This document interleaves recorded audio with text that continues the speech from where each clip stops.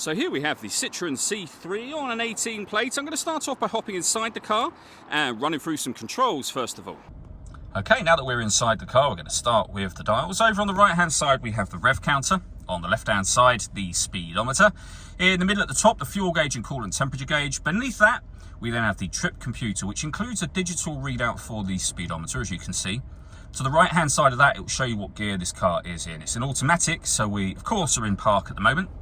And we have the total miles for the car displayed there. They are 12,439. If we back out to the steering wheel, we have stereo and phone controls available to us. The main stereo, it's all touchscreen. Over in the center here, this is where you would pair your phone, of course, amongst other things. And as you can see, we've also got Apple CarPlay, Android Auto, and Bluetooth, so you can pair up your phone properly. When it comes to satellite navigation, if you connect up your smartphone, there are satellite navigation apps that will work within this Citroen that can then be projected up onto this screen.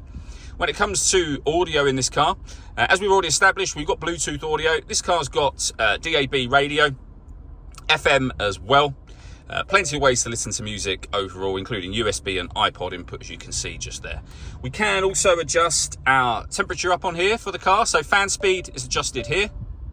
Temperature in the middle, and then the direction the air is being distributed in over on that right hand side. The air conditioning's on at the minute, so you can turn it off, back on again, or hit auto to let the car manage these things for you to maintain that temperature that you've asked for. Below that, we have the volume for the stereo. We have a USB input, auxiliary input, and 12-volt charging socket, an indicator as to what gear the car is in, and then the gear lever just here.